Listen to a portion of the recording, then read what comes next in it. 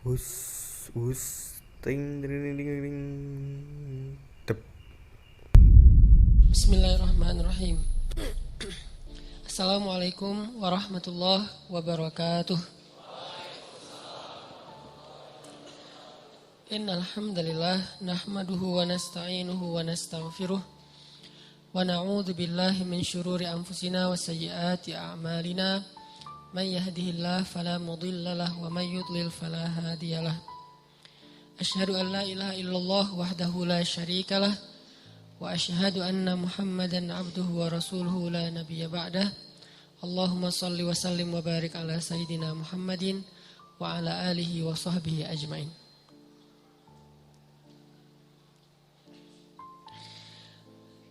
Teman-teman yang dirahmati Allah Subhanahu wa taala, pertama-tama kita untuk terus-menerus memuji dan memuja Allah Subhanahu wa taala atas nikmat-nikmat yang enggak terhingga dalam hidup kita selama ini. Dan sebagian besarnya nikmat itu kita enggak pernah minta, tapi Allah kasih. Salah satu nikmat yang kita enggak pernah minta dan Allah kasih dan sangat berharga itu adalah nikmat iman, nikmat Islam. Kita dilahirkan dari orang tua muslim, kita tinggal di lingkungan dan masyarakat yang mayoritas muslim. Itu nikmat yang kita enggak pernah minta. Tapi karena Allah sayang sama kita, Allah kasih tetap buat kita. Kalau dibandingkan dengan orang lain yang mencari Islam itu dengan proses yang panjang, proses yang rumit.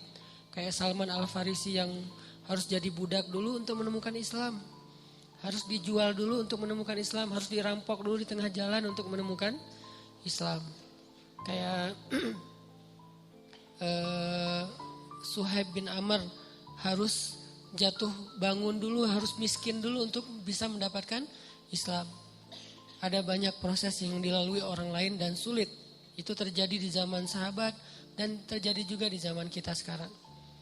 Ada orang yang harus mengalami second life dulu untuk bisa mendapatkan Islam. Harus ngalamin pengalaman spiritual yang rumit dulu untuk bisa mendapatkan Islam.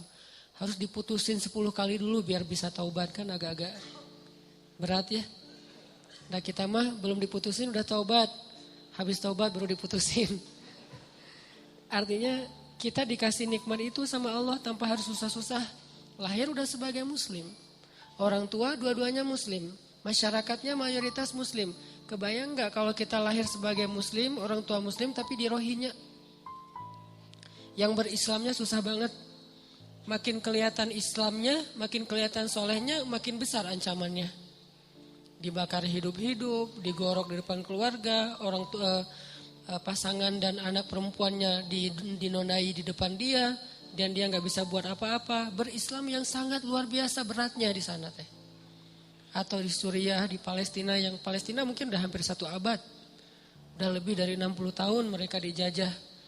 Atau nenek moyang kita lah yang berislam dulu di zaman Jepang dan Belanda susah.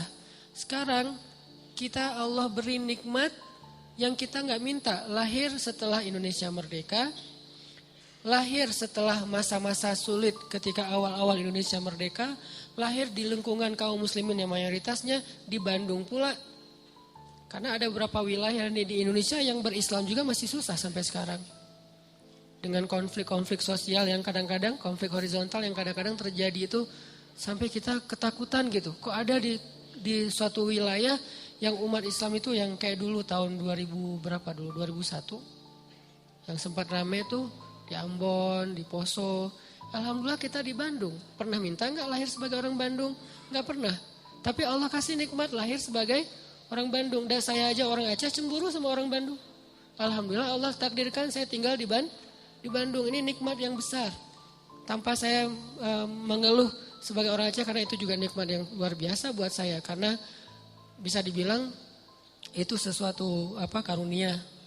Tapi Bandung punya nikmat lain yang mungkin orang Aceh nggak punya. Orang Aceh punya nikmat lain yang jelas kita dilahirkan dalam suasana yang sangat nyaman. Berislamnya tuh nggak repot. Ini layak disyukuri oleh kita setiap hari. Karena kalau kita nggak mensyukuri ini, nanti Allah akan cabut satu aja. Bukan iman, bukan hidayah yang dicabut. Tapi berislamnya yang dicabut, nikmat berislamnya. dibikin berislam kita susah. Dibikin berislam kita itu repot. Gampang banget buat Allah. Dimunculkan di antara kita seorang pemimpin yang zalim aja udah repot loh. Mau bikin taklim repot, mau ngaji repot, di sekolah pendidikan Islamnya dihapus segala macam kayak Turki beberapa waktu yang lalu. Itu kan berislamnya repot kan? Di Turki mau azan aja nggak boleh pakai bahasa Arab. Udah gitu, isi dari azan itu ada dihapus beberapa kalimat-kalimat yang sakral dalam Islam. Kayak kalimat hayya 'alal falah misalnya. Atau taklim-taklim, khutbah-khutbah mulai di style sama negaranya sekuler. Sehingga kita dengerin khutbah tuh kayak garing gitu. Lama-lama kegaringan yang dipelihara bertahun-tahun buat kita makin gak ngerti agama. Begitu gak ngerti agama, gampang frustasi, depresi, tingkat stres tinggi. Mulai kasus-kasus bunuh diri meningkat. Ini berislam sudah dicabut nikmatnya oleh Allah. Kalau kita gak syukurin. Nah kita syukurin, alhamdulillah. Atas nikmat iman, Islam, hidayah, lahir dalam lingkungan mayoritas muslim yang nyaman di Indonesia. Mudah-mudahan dengan kayak gitu Allah tambahkan nikmat berislam. Gimana Allah tambahkan nikmat berislam? Mengekspresikan keislaman itu disupport sama pemerintah. Karena mengekspresikan keislaman itu insya Allah gak akan ganggu orang lain kok. Konsep agama Islam itu kan udah ideal banget ya. Gak mungkin kita taat dengan agama kita terus ngeganggu agama lain. Itu mustahil. Gak ada dalam kamus Islam kayak gitu. Jadi gak usah khawatir ketika kita taat dengan syariat Islam, agama Islam. Ketika kita mengekspresikan keislaman kita, gak usah khawatir. Justru itu jadi sebuah kebaikan. Karena sifat dasar Islam itu rahmatan lil alamin. Makin orang Islam mengerti agamanya, makin dia rahmah kepada orang lain. Gak mungkin makin ngerti agama makin galak. Gak mungkin. Dia galaknya bukan ke orang lain, galaknya kepada kemungkaran. Nah, kalau itu memang semuanya harus kita galak. Bukan orang Islam doang, manusia mah harus galak kepada kebatilan, kemungkaran, bahasa kita ya. Kalau bahasa umumnya kejahatan. Harus galak dong dengan kejahatan, kalau enggak kejahatan merajalela. Galak dengan kriminal-kriminal yang luar biasa merajalela. Galak dengan orang yang membunuh bayi enggak berdosa, apa kurang, emang enggak boleh galak. Bayi dibuang di kebun gitu, emang gak boleh galak? Harus galak. Karena kalau gak galak, kejahatan itu merajalela. Tapi bukan kepada orangnya, etnisnya, agamanya. Kita ngerti banget lah yang kayak gitu-gitu. Diajarkan oleh orang tua kita, ulama-ulama kita.